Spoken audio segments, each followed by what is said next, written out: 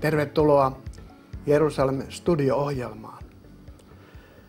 Asiantuntija vieraanani jälleen on Pekka Sartola. Tervetuloa, Pekka. Kiitos. Viimeksi me Pekan kanssa keskustelimme Jerusalemin kaupungista ja sen historiasta ja mitä kaikkea tässä historiassa on tapahtunut Jerusalemin osalta. Ja tällä kertaa me keskitymme kysymykseen Israel ja Palestiina. Pekka, mä kysyisin ihan aluksi sulle, että mitkä raamatulliset perusteet on Israelilla olla siellä, missä se nyt on ja mihin ne kaikki perustuvat? No itse asiassa mennään ajassa taaksepäin noin 4000 vuotta, jolloin Jumala teki Abrahamin kanssa liiton, uudisti sen liiton ja uudisti sen jälkeen myös Abrahamin ja Iisakin jälkeläisille, eli Jaakobille ja hänen jälkeläisilleen, ei Ismailille, niin kuin islam yrittää väittää. Nämä liitot Jumala on tehnyt omalla suvereenilla tekijän oikeudellaan. Hän, joka on luonut tämän kaiken, on oikeutettu antamaan tietyn maa-alueen tietylle kansalle asuinsijaksi. Ja itse asiassa Israelin maa on ainoa paikka koko Raamatussa, joka on tietyllä tavalla määrätty yhdelle ainoalle kansakunnalle asuinsijaksi. Miten kun Abraham aikanaan tuli tänne luvattuun maahan, niin minkälaisia liittoja, tuliko hänelle liitto Jumalan kanssa? Kyllä, Jumala teki hänen kanssa liiton. Oikeastaan ensimmäinen niistä mainitaan jo 1. Mooses 13, siitä jakeet 7-18, jotka oikeastaan määrätyt jakeet ja parhaat ovat 14-15. Ja Herra sanoi Abramille, silloin kun hän oli vielä Abram, sen jälkeen kun Loot oli hänestä eronnut, nosta silmäsi ja katso siitä paikasta, missä olet, pohjoiseen, etelään, itään ja länteen, sillä kaiken maan, jonka näet, minä annan sinulle ja sinun jälkeläisille ikuisiksi ajoiksi. Ja Abraham oli tuolloin paikassa nimeltä Siikkeem, eli tuolla keskeisessä Israelissa. Kun ajatellaan tätä liittoa ja tätä, mitä äsken luit, niin siinähän ollaan tekemisissä Jumalan liiton ja Jumalan antaman oikeutuksen kanssa. Onko niin, että jotka eivät niin kuin kunnioita näitä Jumalan tekemiä liittoja, ne eivät kunnioita Jumalaa? Kyllä, minä asian näen tällä tavoin. Ei meillä ole Raamatusta oikeutta valita jotakin tiettyä asiaa, ottaa se sellaisena, kun se meille sattuu hyväksymään tai sattuu sopimaan ja sitten hyljätä kaiken muun. Kyllä asiat täytyy kaikki tarkastella kokonaisina, kokonaisvaltaisina ilmoituksina, sillä ei Jumala tee virhettä näissä ilmoituksissaan. Kaiken täytyy olla sopusoinnussa keskenään ja varmuuden vuoksi Jumala sitten vielä uudisti tämän liittonsa.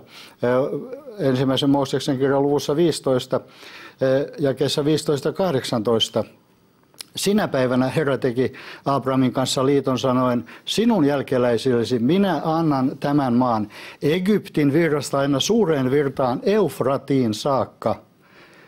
Ja tämä toteutui sitten, niin kuin me ymmärrämme, jo sekä Davidin että Salomon ja Saulin kuningaskuntien aikana. Salomon aikana kuningaskunta ulettui, niin kuin tuosta kuvasta näemme, aina Eufratista tuonne pitkälle Siinain puolelle Elarissiin saakka. No silloin kun vuonna 70 oli tämä Jerusalemin hävitys, mitä alkoi tapahtua vuonna 70 ja pian sen jälkeen? Vuonna 70 tai oikeastaan vuonna 66 alkoi tämä juutalaiskapina, jonka sitten Tiituksen Vespasianus oli silloin keisarina, hänen poikansa Titus oli armeijan komentaja ja sitten kukisti tämän kapinan ja sitten myöskin tuhosi Jerusalemin temppelin. Ja ilmeisesti vahingossa he polttivat sen ja kuljettivat sieltä kuitenkin aarteet sitten pois, jotka saattavat olla vielä sitten siellä Rooman jossakin holveissa. Kuitenkin siitä eteenpäin alkoi sitten juutalaisten hyvin ankea aika ja 65 vuotta myöhemmin tämä kapina uudistettiin. Silloin oli tähden pojan kapina ja sekin kukistettiin. Tuolloin oli keisarina Hadrianus ja hän itse asiassa muutti totaalisesti koko silloisen maan tällaisen statuksen, Jerusalemin statuksen. Niin kuin aikaisemmassa osiossa jo totesimme, kaupungista tehtiin roomalainen varuskunta. Sen nimeksi muutettiin Aelia Capitolina. Temppelialue tasattiin kokonaan, sekä Kidronin että Hinnomin laaksot täytettiin, niistä tehtiin kaatopaikat, samaten Juslantekijän laakso siinä länsipuolella. Ja sitten koko alueelle annettiin uusi nimi. Se liitettiin Syyrian provinssiin ja annettiin nimeksi Syyria Filistea. Ja tästä nimenomaisesta Filistea-sanasta, jonka Hadrianus teki, tai antoi tuolle alueelle, hän teki sen hävittääkseen kaiken juutalaisuuden muistomerkitkin tuolta alueelta. Hän koitti häpäistä juutalaista historiaa, jotka olivat aina taistelleet filistealaisia vastaan. Ja siksi tuosta alueesta tuli Syyria Filistea, joka sitten jälkeenpäin muuttui sanaksi Palestiina. Tämä on oikeastaan nyt, mitä viimeksi sanottaa Palestiina. Kun puhutaan, että on olemassa itsenäinen valtio, jonka nimenä on Palestiina, niin nyt mä ymmärrän, että siinä on kysymyksessä oikeastaan vain nimen eräänlaista muunnoksesta Syyria Filistea. Kyllä tästä on kysymys. Se oli PHI, Filistea, joka sitten foneettisesti kääntyi Palestiinaksi. Ja sitä nimeä siinä sitten käytettiinkin vuosisatoja, jopa lähes 2000 vuotta, koska ei ollut kansaa. Juutalaiset oli hajannuksessa, diasporassa. Ei ollut kansaa, joka olisi tullut vaatimaan jotakin oikeuksia. Siksi, että Jumalan ajankohdat eivät olleet vielä silloin läsnä. Vielä ei ollut aika kansan palata takaisin ja toteuttaa näitä profetioita, joita muun muassa tässä Hesekielin ja monen muun profeetan kautta on todettu. Jumala palauttaa kansansa takaisin. Minulla on sellainen käsitys, että varsinaisesti sitä Filistea-kansaa oikeastaan ei enää ole olemassa. Ei siinä mielessä ole olemassa. Itse asiassa viimeiset maininnat ovat joltakin vuodelta 700 ennen meidän ajanlaskun alkua. Ja tässä on siinä mielenkiintoinen yksityiskohta, kun nykyään palestiinalaiset väittävät, että he ovat näiden muinaisten filistealaisten jälkeläisiä ja että jo silloin 3000 vuotta sitten juutalaiset pyrkivät ajamaan heitä pois ja viemään heiltä maan ja kansan ja kaupungit ja oikeudet. Niin muistamme Raamatusta, kun kuningas Saul taisteli Gilboan vuorella filistealaisia vastaan. Ja siinä taistelussa hän sai surmansakin, niin mainitaan monessa kohtaa, että hän taisteli ympäri leikkaamattomia kansoja vastaan. Ja nyt kun palestiinalaiset väittävät olevansa Abrahamin lapsia ja Abrahamin kanssa tehtiin ympärileikkausliitto, niin tämä kumoaa täysin heidän filistealaisen alkuperänsä. Eli tosiasiassa nämä palestiinalaiset, jotka sanovat olevansa palestiinalaisia, ovat syyrialaisia. Ne ovat syyrialaisia. Sitten nykyiset palestiinalaiset ovat tulleet tuonne alueelle viimeisen 150 vuoden aikana ympäröivistä, noin 210 ympäröivistä arabimaasta, että mitään yhtenäistä Palestiinan kansaa ei ole milloinkaan tunnetun historian aikana ollut olemassa. Ei millään rajoilla, ei mitään hallintoa, ei kuningasta, ei lippua, ei rahayksikköä eikä mitään muutakaan. Tämä kaikki on keinotekoinen luomusta ja sana Palestiina ja Palestiinan kansa.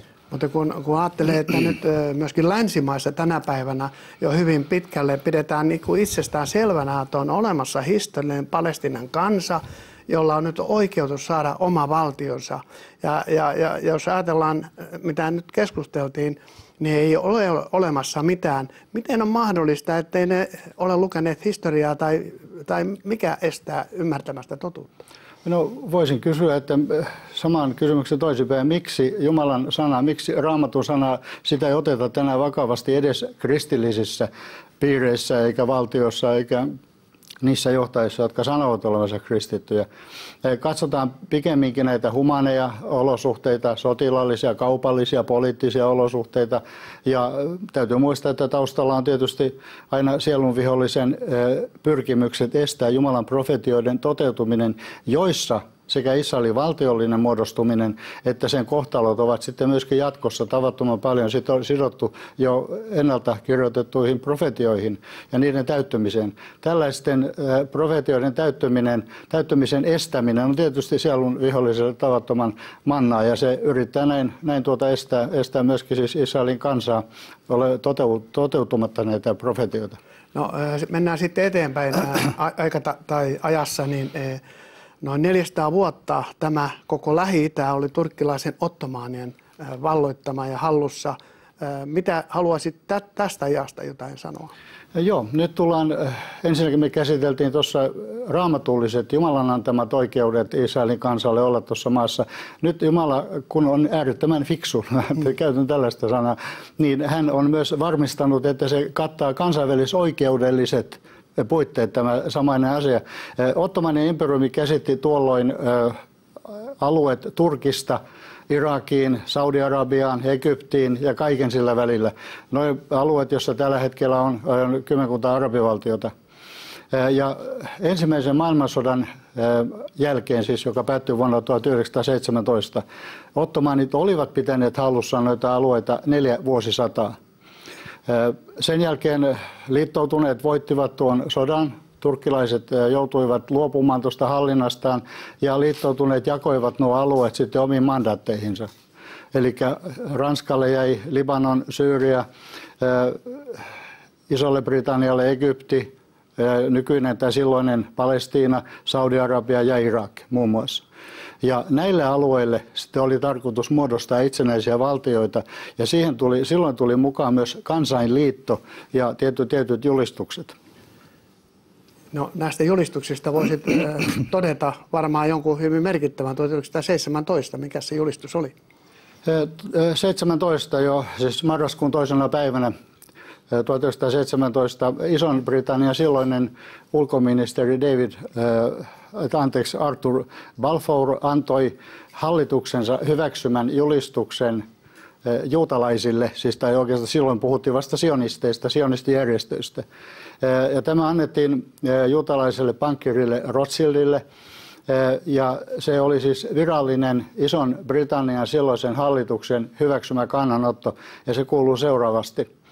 Hänen majesteettinsa hallitus näkee mielellään, että Palestiinaan perustetaan juutalaisille kansallinen koti ja ponnistelee kaikin tavoin helpoittaakseen tämän päämäärän saavuttamista.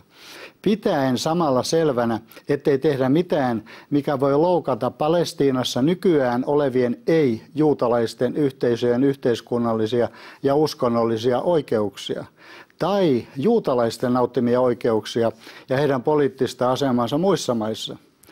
Tämä julistus kattoi siis Ison-Britannian hallituksen hyväksymän ajatuksen muodostaa noille alueille sekä juutalaisille kansallinen koti että arabiväestölle kansallisia koteja. Siinä nimenomaan käytettiin ei-juutalaisia, eli ei sanottu, että palestiinalaisille, vaan tarkoitettiin arabeja. Arabia nimenomaan, koska tuolla alueella tarkoitus on nimenomaan muodostaa juutalaisille kansalliskoti ja sitten erottaa kaikki muut kansalaisuudet, koska siellähän oli valtava määrä Euroopasta tulleita emigrantteja, Keski-Aasiasta tulleita emigrantteja, Afrikan puolelta tulleita, siis käytettiin vain yleisnimitystä ei-juutalaiset. Ensimmäisen maailmansodan jälkeen koko tuo alue etsi tavallaan sitten, että millä tavalla nämä valtiot tulevat rakentumaan ja muodostumaan. Eli toisin sanoen, miten nämä arabien ja juutalaisten asumisalueet niin kuin määritellään. Mitä silloin syntyi? No silloin syntyi useita eri valtioita. Syntyi monta. Ensinnäkin, jos lähdetään tästä pelkästään, mitä juutalaisille luvattiin tässä kartassa, joka on Kansainliiton, sehän perustettiin vuonna 1917. Se piti kokouksia, tämmöisiä neuvoa antavia kokouksia ja sitten teki 2 virallista kokousta vuonna 1920 ja 1922. Ja näissä ensimmäisessä sovittiin, että juutalaisten kansallinen koti kattaa koko nykyisen Israelin ilman mitään länsirantoja ja Gaasoja, plus myöskin koko nykyisen tai silloisen Jordanian. Eli tuo koko alue oli tarkoitettu juutalaisille kansalliseksi kodiksi. Sen jälkeen tapahtui Ison-Britannian ja Ranskan välillä jotakin, joka pienensi tuota aluetta. Ja siitä vuonna 1922 lohkaistiin nykyinen Jordania, se oli silloin Transjordanian nimellä. Ja näin Israelille jäi kansalliseksi kodiksi koko nykyinen alue mukaan lukien Golanin kukku, siis Ylenko-alue. Ja tämä oli alue, joka oli sitten lopultakin hyväksyttiin Israelin kansalliseksi kodiksi. Ja samaan aikaan sitten muodostettiin muitakin valtioita. Turkki sai itsenäisyyden samaan aikaan, Syyria sai sen, Irak, Iran, Saudi-Arabia, Egypti, kaikki nämä alueet entisen Ottomanien imperiumin valtakunnan jäljiltä saivat itsenäisyytensä ensimmäisen maailmansodan jälkeisinä aikoina ja nimenomaan liittoutuneiden toimesta. Ja nyt kuitenkin halutaan viedä tämäkin pieni kansallinen koti juutalaisilta vielä pois. No sitten jos mennään taas ajassa eteenpäin, tullaan toiseen maailmansotaan ja 40-luvun taitteeseen, niin siitä eteenpäin, jolloin kansanliitto tavallaan oli päättymässä ja alkoi YK. Mitä tässä saumakohdassa tapahtui? Kansanliitossahan ei ollut mukana Yhdysvallat. Heillä oli republikaanit ja demokraatit olivat kahta mieltä siitä, että liittytäänkö siihen. He olivat kansanliitossa tarkkailijajäseniä ja sen jälkeen, siis toisen maailmansodan jälkeen, tämä geopoliittinen muutos oli muutoinkin melko valtava. Ja niinpä todettiin, että kansanliitto, johon kuului 51 valtiota, ei sellaisena enää kyennyt vastaamaan näihin kansainvälisiin haasteisiin ja perustettiin Yhdistyneet kansakunnat, joka otti kansanliiton tavallaan sen taakan sitten itselleen, laati itselleen peruskirjat eli pelisäännöt, joiden mukaan toimitaan ja joissa myöskin todettiin, että ne hyväksytään kaikki kansainliiton aikaisemmin tehdyt päätökset hyväksytään YK:n peruskirjaan sellaisinaan. Ja tähän liittyy myöskin sitten tämä Palestiinan mandaattikysymys. Silloinhan vielä ei ollut Israelin valtion perustettu, siksi tuosta alueesta käytettiin nimitystä Palestiina, siis Iso-Britannian mandaatin mukaisesti. Ja kansainliitto laati itselleen pelisäännöt ja kirjasi näihin peruskirjaansa tiettyjä mainintoja kansainliiton Palestiinan mandaatista. Ja ne löytyvät pykälistä 76b, 77 sekä tärkeimpänä 80, jossa todetaan, että kansainliiton aikanaan hyväksymät nämä rajat, ne sitovat YK:ta edistämään itsenäisten valtioiden muodostumista näille nimenomaisille alueille. Tarkoittaa sitä, että vuoden 2022 rajoille, silloin kun kansainliitto teki sitä päätöksen, Israelin valtion tulisi hallita koko tuota aluetta. Ja se on siis YK:n tavoite, pitäisi olla tämä. Joo. Eli se on tavallaan se on ikään kuin tällaisia peruspäätöksiä peruskirjassa niin, että sitä ei esimerkiksi YK:n yleiskokous voi ikään kuin mitätöidä enemmistöllä. Tai ei, yleiskokous ei voi mitätöidä peruskirjan päätöksiä, ne ovat sitä sitovia. Yleiskokous voi tehdä päätöksiä, mutta yleiskokouksella sellaisenaan YK:ssa ei ole päätös eikä tuomiovaltaa. Se vaatii sitä ennen turvallisuusneuvoston päätöksen, joka vasta tuo se yleiskokouksen. Vasta sen jälkeen nämä päätökset ovat sitovia, mutta mun ymmärtääkseni peruskirjaan ei voi tehdä muutoksia vain siksi, että nyt sattuu jollain klikillä olemaan YK:ssa enemmistö. Muutenhan se olisi täysin mielivaltaista koko tämmöisen peruskirjan laatiminen. Se on vähän niin kuin itsenäisyysjulistus Suomessa, ei sitäkään voi muuttaa. Sanoit tuossa, että niiden pitää pyrkiä tekemään itsenäisiä valtioita. Millä tavalla sitten tämä juutalainen valtio sitten muodostui ja millä tavalla YK siihen edesauttoi? No YK edesauttoi siihen sillä tavalla, että pidettiin kokous, tuossa nyt on vain väärä päivämäärä, marraskuun 29.47, pidettiin YK:n ensimmäinen tai tätä asiaa koskeva kokous, ja se koski nimenomaan Palestiinan silloista mandaattia. Juutalaisvaltiohan ei ollut vielä muodostunut. Ja todettiin, että Iso-Britannia lakkauttaa tai siis lopettaa tämän mandaattihallintonsa puolen vuoden kuluttua siitä. Ja pidettiin kokous, jossa sovittiin tai päätettiin, että tuo alue jaetaan vielä kerran juutalaisvaltioksi ja arabivaltioksi. Ja silloin siitä oli jo lohkaistu pois jopa Golan, joka oli Ison-Britannian ja Ranskan välinen sopimus vuodelta 1922. Ei siis kansainliiton hyväksymään, vaan heidän kahden valtion välinen asia. Toisena valtio oli pienennetty jo siitä Transjordaniasta siten, että nyt YK:n tämän esityksen mukaan sille jäisi enää 13% siitä koko alkuperäisestä sille tarkoitetusta kansallisesta kodista. Luuletko tällä holokaustilla ja kaikki mitä tapahtui juutalaisille toisen maailmansodan aikana, se jollain tavalla vaikutti siihen, että sitten Iso-Britannia ja yleensäkin läntinen maailma oli valmis edesauttamaan juutalaisen valtion syntymistä? No itse asiassa tässä yleiskokouksessa marraskuun 29.47 äänestettiin tästä jakopäätöksestä ja Iso-Britannia äänesti sitä vastaan. Okay. Siis heidän urotujansa tällä osa-alueella juutalaisvaltion syntymisestä ne jää todella pieniksi ja lyhyeksi maininnaksi. Ja kuitenkin yleiskokouksen siis enemmistö hyväksyi tämän jakopäätöksen, mutta ne eivät määritelleet, miten se tullaan jakamaan. Ja niinpä he tekivät vain suosituksen. Siksi, että he olivat aikanaan peruskirjansa hyväksyneet jo tämän päätöksen, että tuo alue kokonaisuudessaan kuuluu Israelille. Niinpä tämä sanamuoto jätettiin niin väljäksi, että se itse asiassa edellyttää alueella olevien juutalaisten ja ei-juutalaisten väestön keskinäistä sopimista, miten nämä alueet jaetaan. Yleiskokous ehdotti samassa kokouksessa, että Jerusalem jätettäisiin kansainväliseksi kaupungiksi, johon siis kaikilla kansakunnilla uskonnoilla olisi vapaa pääsy. Ja keskelle arabialuetta, että aikamoinen päätöksen sorvaaminen siinäkin olisi ollut. Karttaa kun katselee, niin huomaa, että siellä on 2 solmukohtaa, jotka sotilaallisesti mahdottomia, eli tuo alue olisi juutalaisten puolelta jakautunut jopa 3 osan sen jälkeen.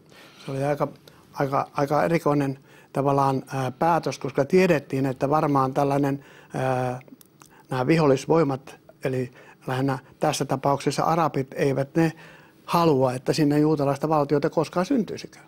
Se on täsmälleen näin, ja itse asiassa jo tuon päätöksen jälkeen alkoivat ensimmäiset sodat, taistelut ja myöskin pakolaisvirrat lähtivät tuolta alueelta pois. Se ei suinkaan alkanut vuoden 1948 Israelin itsenäisyyden jälkeen, vaan jo puoli vuotta aikaisemmin. Ja hyvin selkeästi Arabiliitto ilmaisi eri yhteyksissään, että mikäli juutalaisvaltio perustetaan tai itsenäistyy tuolla alueella brittien jälkeen, heidät tullaan pyyhkimään pois koko alueelta totaalisesti ja täydellisesti. Puhuttiin monessa yhteydessä verenlöylyistä ja tällaista asioista. Eli se viha, joka on tavallaan tänä päivänä, niin se oli jo silloinkin ihan yhtä suuri. Se oli jo silloin aivan yhtä suuri, ja kun me etsimme sille jonkinlaista syytä, niin sitä on tavattoman vaikea löytää ilman ymmärtämättä hengellisiä näkökulmia. Eli mitä Jumala on luvannut ja mitä Jumalaa vastustavat voimat, eli sieluvihollinen puolestaan on yrittämässä tehdä. Niin, jos ajattelee, jos mennään ihan hypätään niin kuin tähän päivään, niin kun YK on nyt vuosittain käsitellyt näitä asioita ja koettanut saada ratkaisua, että sinne syntyisi 2 itsenäistä valtiota, niin tuntuu siltä, että koko maailmassa tämä palestiinalaisvaltion synnyttäminen on sellainen asia, että kun tavallaan se saataisiin ratkaistua, niin koko Lähi-idän kysymykset olisi ratkaistu. Aivan tätähän Egyptin nykyinen presidentti esitti YK-yleiskokouksessa 2 päivää sitten, kun puhuttiin Syyrian tilanteesta, niin hän tavallaan hylkäsi sen ei niin tärkeänä asiana, vaan piti tärkeämpänä, että palestiinalaiset saavat oman valtionsa tuonne sisälle. Ja mainitaan aina samalla tästä miehityskysymyksestä, joka vaan itseäni tavattoman paljon kyllä mietityttää, että millä ihmeen oikeudella voidaan puhua, että Israel miehittää jotakin aluetta. No, nyt kun on neuvotteluja ollut tämän vuoden 1948 jälkeen enemmän tai vähemmän ja vähän sotiakin välillä, niin niissä on luvattu palestiinalaisille tällaista omaa itsehallintoaluetta tai jopa, niin onko se ollut ihan itsenäistä valtiota, rajoilla, jotka ei tänä päivänä ole ja puhutaan tällaista miehitetyistä alueista, niin millä oikeudella puhutaan miehitetystä alueesta, kun ei ole itsenäisiä valtioita ollut? No sehän tässä onkin omituinen kysymys, ja siitä on nähtävästi tehty sellainen kansainvälinen hokkuspokkus, että se hyväksytään sellaisenaan. Kun vuoden 1948 ja 1949 itsenäisyyssota aikanaan päättyi, niin muodostui rajat. Siis Jordanian arabilegioona ja Israelin armeija sopivat niin sanotusta vihreästä linjasta, joka oli 2 armeijan välinen aselepolinja, ja sen sisälle ei alue länsiranta, jonka Jordania liitti laittomasti itseensä. Siis ensimmäinen laiton miehittäjä alueella oli Jordania, jolla oli oma rajansa annettu jo vuonna 1922. Ja se liitti koko länsirannaksi kutsumansa alueen itsensä. Sen lisäksi vielä Itä-Jerusalemin ja vanhan kaupungin. Ajoi sieltä kaikki juutalaiset pois, hajotti sieltä 55 synagogaa ja Talmud-koulua, käänsi hautakivet ympäriinsä ja toteutti todellakin sellaista raakaa miehityspolitiikkaa, johon YK ei puuttunut milloinkaan. Yksikään arabivaltio, Pakistania lukuun ottamatta, yksikään arabivaltio ei tunnustanut Jordanian oikeutta tuohon alueeseen. Ja toisaalta Egypti miehitti myös Gazan kaistaa täysin laittomasti. Myös sen oma alueraja oli määritelty vuonna 1922. Ja nyt kun Israel vuonna 1967 sodassa sitten valloitti nämä alueet ja ajoi sieltä pois laittoman miehittäjän ja palautti sen sille Kansainliiton sille itselleen hyväksymälle tasolle, plus sitten YK:n jakopäätöksen mukaiselle tasolle, että voidaan alkaa neuvottelemaan kahden valtion mallista, jos on tarpeen. Niin nyt Israelista tulikin sitten yhtäkkiä miehittäjä. Eihän se voi mitenkään miehittää aluetta, jota Jordania on miehittänyt laittomasti. Se palautti sen alueen statuksen sille sellaiseksi, jollaiseksi sen kuuluu ollakin. Sama koskee Golania. Golan oli heille luvattu jo 40 vuotta aikaisemmin, 50 vuotta aikaisemmin, ja Syyria väittää, että se kuuluu heille. Aivan sama kai on Gazan osalta, että Egypti miehitti sen ilman, että sillä olisi ihan oikeutta. Ei sillä ole mitään oikeutta. Sehän Gazastahan tehtiin sellainen, sanon sitä, että se kaatopaikka. Sinne ajettiin kaikki epäsosiaaliset yksilöt. Siitä muodostettiin silloisen Fedajienien terroristien koulutusleirejä, jota kautta tehtiin terroristi-iskuja Israelin puolelle jatkuvasti. Ja Gazan tilanne oli kaikkein paras vuoden 1967 ja vuoden 1979 välisenä aikana, jolloin Israel piti hallussaan sitä. Gazan alue oli eräs kukoistavimmista alueista koko tuolla alueella. Heillä oli työtä kaikilla. No, se on tietysti toinen asia kokonaan, mutta todellakin nämä alueet on hyvin kiistanalaisia, että missä nimessä mun on vaikea hyväksyä sanaa miehitys tuolta alueelta. Me olemme todellakin siinä tilanteessa, jolloin jotenkin Israel yhä enemmän kokee olevansa yksin. Tosin USA on kyllä mukana ja on luvannut, mutta että missä määrin se sitten on sellainen, että Israel todella voi luottaa, että USA tukee joka tilanteessa. USA on näitä edesottamuksia määrittelee presidentinvaalit tällä hetkellä ja se on pitkälti poliittinen kysymys ja öljy määrittelee näitä asioita. Kuitenkin meidän tulee muistaa se, että Jumala on päättänyt ja hänen päätöksensä on pitävä ja sitova. Me jatkamme taas näistä aiheista 4 viikon päästä. Kiitos sinulle Pekka ja kiitos sinulle katsoja, että olit tämän puoli tuntia kanssamme. Tule taas 4 viikon päästä uudelleen. Kiitos.